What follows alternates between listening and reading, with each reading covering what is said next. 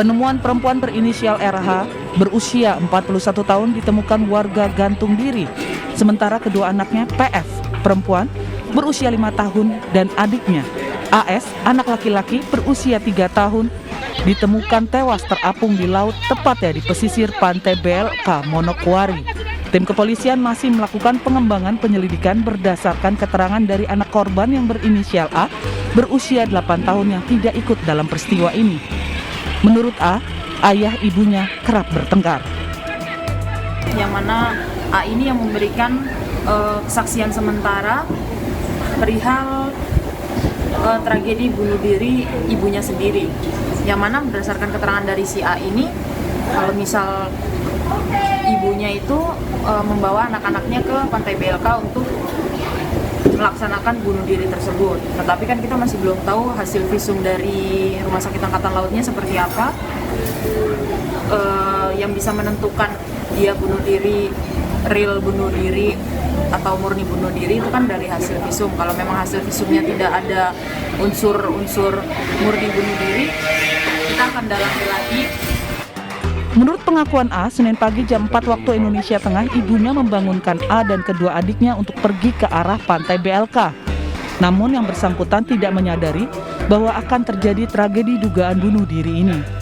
Sementara itu, Ketua Ikatan Kerukunan Maluku Utara, Kabupaten Manokwari, Hasmidin mengimbau kepada masyarakat Kerukunan Maluku Utara di Manokwari agar tidak boleh terpengaruh dengan isu-isu lainnya dan mempercayakan proses penyelidikan kepolisian. Jadi prosesnya itu kita percayakan ke polisi, sampai di mana prosesnya kita ikuti dulu. Nanti berkembang seperti apa, di situ kita percayakan semua kepada kepolisian. Supaya ini, karena ini tanggung jawabnya polisi, bukan tanggung jawab siapa-siapa. Ketiga jenazah telah disemayamkan dan langsung diambil alih keluarga besar Maluku Utara. Dari Papua Barat, Manokwari, Rahman Adrian Kairupan, iNews melaporkan.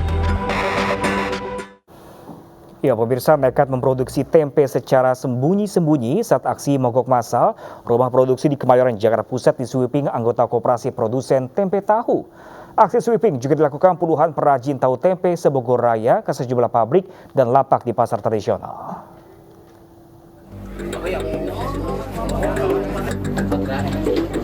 Dengan pengawalan aparat TNI, belasan anggota Koperasi Produsen Tempe dan Tahu atau KOPTI Senin malam menggeruduk rumah salah satu pengrajin tempe di Jalan Utan Panjang, Kemayoran, Jakarta Pusat. Aksi ini dipicu perajin yang nekat memproduksi tempe secara sembunyi-sembunyi saat aksi mogok massal produksi digelar.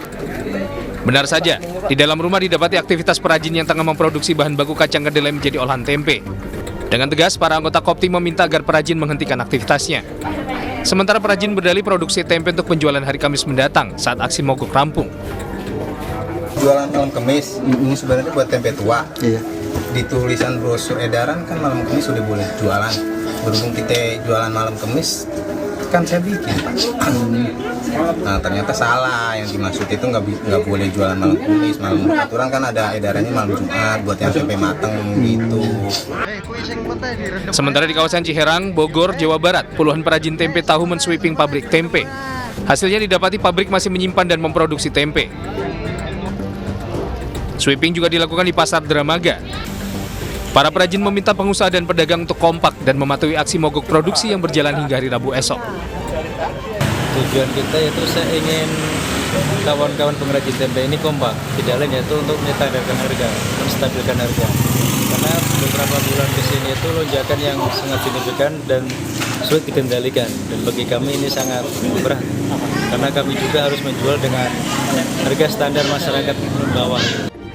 Aksi mogok produksi perajin tahu tempe sebagai bentuk kekecewaan mereka terhadap pemerintah atas lonjakan harga kedelai. Perajin tahu tempe mendesak pemerintah untuk segera menstabilkan harga kedelai sehingga tak merugikan para perajin. Rencananya aksi mogok produksi akan berlangsung hingga hari Rabu besok. Dari Jakarta dan Bogor, Jawa Barat, Tim Liputan iNews melaporkan. Ya, pemirsa, aksi mogok para perajin tahu tempe berimbas kepada kosongnya ketersediaan tahu tempe di Pasar Palmerah, Jakarta Barat. Aksi mogok produksi akan berlangsung hingga esok hari. Sejumlah pedagang tahu tempe tidak berjualan di Pasar Palmerah karena imbas dari para perajin tahu tempe yang mogok karena harga kacang kedelai yang melambung tinggi hingga Rp15.000 per kilogramnya. Lapak pedagang tahu tempe terlihat kosong dan tidak ada ketersediaan.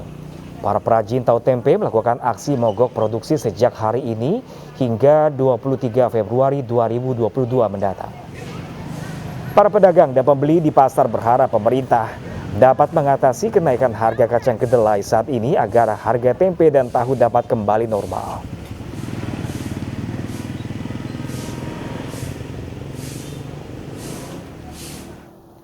Sementara di Yogyakarta, pemirsa, harga kedelai naik hingga Rp10.900 per kilogramnya.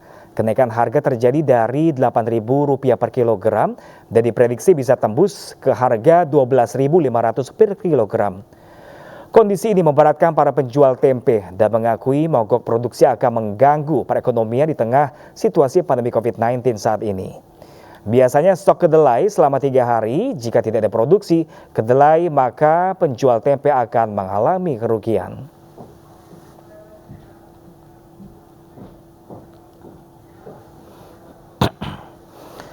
Dan pemirsa, guna mengetahui kondisi terkini imbas dari para perajin tahu dan tempe yang melakukan mogok produksi, kita sudah terhubung pemirsa dengan Armalina di Pasar Palmerah, Jakarta dan Galih Wismaya di Banguntapan, Bantul, daerah istimewa Yogyakarta. Namun terlebih dahulu kita ke Jakarta, ada Armalina pemirsa. Armalina, bagaimana dari pantauan Anda ketersediaan tahu tempe, apakah hingga hari kedua ini masih kosong di sana? Silakan Armalina. Ya, Pram dan juga pemirsa, imbas mogoknya dari para pengrajin tahu dan tempe, ini sejumlah pedagang tahu dan tempe di Pasar Jakarta, mereka tidak berjualan sejak kemarin hingga hari ini. Salah satunya di Pasar Palmerah, Jakarta Barat, kami tidak melihat satupun lapak pedagang tahu dan tempe yang berjualan sejak pagi tadi. Tadi rata-rata ini yang biasanya berjualan tahu dan tempe, lapaknya kosong begitu. Bahkan di sejumlah tempat yang biasa menjual aneka ragam makanan sehari-hari, ini mereka juga tidak tersedia tahu dan tempe. Di mana para pengrajin tahu dan tempe ini melakukan aksi mogok untuk memproduksi tahu tempe sejak kemarin tanggal 21 Februari 2022 hingga esok hari tanggal 23 Februari dikarenakan kenaikan harga kacang kedelai yang cukup melambung tinggi, dan mereka memprotes untuk pemerintah ini memberikan solusi ada kenaikan kacang kedelai. Dan sebelumnya memang dari Kementerian Perdagangan sudah mengumumkan bahwa ada kenaikan kacang kedelai secara global yang memang sampai saat ini seperti kita ketahui Indonesia masih melakukan importir kacang kedelai untuk memproduksi tahu dan tempe di Indonesia. Dan para pedagang di pasar maupun para pengrajin tahu dan tempe ini juga berharap dengan adanya aksi mogok mereka selama 3 hari ini untuk tidak memproduksi tahu dan tempe, pemerintah akan memberikan solusi agar tidak ada kenaikan kacang kedelai yang berimbas pada harga yang juga ikut naik untuk harga tahu dan tempe. Di mana kemarin 2 hari yang lalu kami sempat bertanya ke para pedagang yang berada di pasar, mengatakan untuk harga tahu dan tempe ini cukup ada kenaikan yang biasanya hanya dijual Rp5.000 kini mencapai Rp15.000. Dan selanjutnya akan ada laporan dari reporter Galih yang berada di pabrik tempe di Jogja.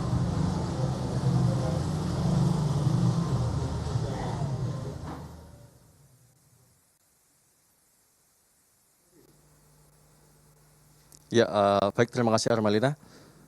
Ya, pemirsa, saat ini saya sedang berada di salah satu produsen tempe di daerah Banguntapan, Bantul. Ya, jika di beberapa daerah lain sempat melakukan aksi mogok kerja para produsen tempe, namun di daerah Banguntapan, Bantul ini salah satu produsen tempe tidak mengalami aksi mogok produksi karena takut untuk mengalami kerugian lebih besar. Yang kedua juga karena faktor ekonomi dari para pemilik tempe maupun karyawan yang bekerja di sini.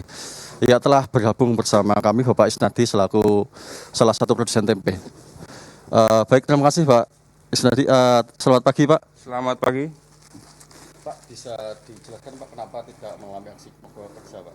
Ini tuntutan dari para karyawan yang pada intinya di setiap masa pandemi ini masih banyak memerlukan biaya, khususnya biaya sekolah.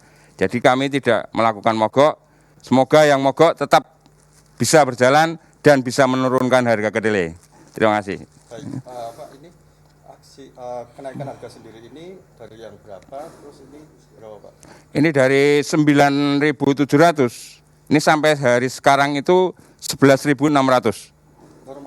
normalnya ini sendiri harganya berapa, Pak? Normalnya 10 ribuan. Ya.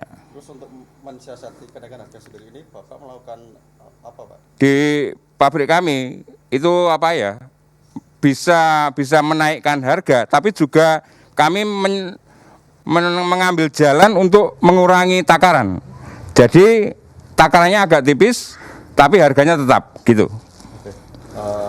Harapannya sendiri Pak ini terkait kenaikan harga sendiri ini bagaimana, Pak? Ya kami mohon pada pemerintah, khususnya pemerintah untuk segera menurunkan harga kedelai, karena di setiap meja makan itu pasti ada gorengan dan ada lauk pauknya. Itu yang disukai oleh masyarakat dari kalangan bawah maupun kalangan menengah sampai kalangan yang paling tinggi. Baik, terima kasih Bapak.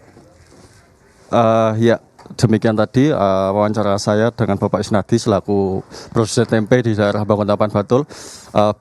Para produsen tempe di sini intinya mengharapkan untuk harga kembali normal karena tidak ingin untuk terus-terusan mengalami kerugian. Ya, terima kasih. Kembali ke studio. Terima kasih banyak Galih Wismaya langsung dari Bantul, Yogyakarta, dan sebelumnya tadi sudah ada Armalina langsung dari Pasar Palmerah. Terima kasih dan selamat bertugas kembali. Pemirsa, selain kelangkaan tahu dan tempe, kelangkaan minyak goreng kian mengkhawatirkan. Ratusan warga Kecamatan Wonomulyo, Polewali Mandar, Sulawesi Barat hingga berdesak-desakan membawa anak demi mendapatkan minyak. Sementara di Yogyakarta, warga harus menempuh jarak puluhan kilometer untuk mendapatkan minyak goreng.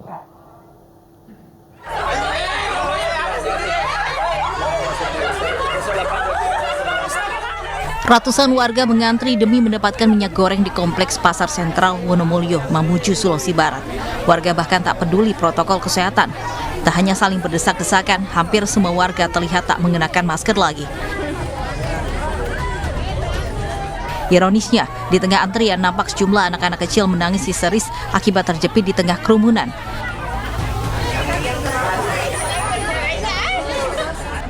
Harga minyak goreng dipatok Rp80.000 per jerigen atau 4 liternya. Namun pembelian tetap dibatasi, di mana setiap warga hanya bisa membeli minyak goreng tak lebih dari 5 liter saja. Lebih murah harganya. Berapa dibelikan itu? 80. Biasanya berapa? 90. Ini berapa liter ini? 5 liter. Di tempat lain tidak ada? Tidak ada. Tidak ada, cuma di sini. Jadi kita berdesak-desakan tadi. Demi minyak murah kita antri. Ini digunakan untuk? Selama subsidi minyak tidak pernah datang. Itu yang kendalanya. Jadi masyarakat kasihan itu merasa resah karena dia mau beli minyak, tidak ada minyak. Karena saya mau minta masyarakat semua dapat. Dibatasi Pak? Ini saya batasi Pak. Satu orang 1,5 liter. Kadang kalau yang 2 liter 2. Sementara itu di Yogyakarta, kelangkaan minyak goreng semakin parah. Sejumlah toko besar kini kesusahan untuk mendapatkan stok minyak goreng sejak beberapa minggu terakhir. Warga harus menempuh jarak puluhan kilometer untuk mendapatkan minyak goreng pun sia-sia dan harus pulang dengan rasa kekecewaannya karena stok yang susah didapatkan. Harus nanti kalau pagi dari jam 6 pagi sampai bukanya toko ini jam 8. Belum tentu dapat. Kalau siang bukanya jam 1, kita datang jam 10 juga belum pasti dapat. Warga berharap kepada pemerintah agar diberikan kemudahan bagi rakyat kecil dan berharap pemerintah segera turun tangan mengatasi persoalan langkanya minyak goreng saat ini. Tim Liputan, Anyus melaporkan. Sementara itu, pemirsa, Kepolisian Sulawesi Selatan mengungkap penyelewengan 61 ton minyak goreng di salah satu distributor di Makassar, Sulawesi Selatan. Rencananya, puluhan ribu liter minyak kebutuhan warga ini akan dialihkan ke industri. 61 ton atau 61 ribu liter minyak goreng curah di Kota Makassar, Sulawesi Selatan yang diperuntukkan bagi warga diduga diselewengkan distributor. Hal tersebut diketahui setelah Satgas Pangan Mabes Polri bersama Polda Sulawesi Selatan turun tangan atas kelangkaan minyak goreng di Makassar. Modus yang digunakan, distributor menyimpan puluhan ton minyak goreng curah yang sebenarnya diperuntukkan ke warga, namun menjualnya ke sejumlah pihak industri dengan harga lebih tinggi. Aksi ini pun sudah berjalan di Januari 2022 hingga Februari 2022.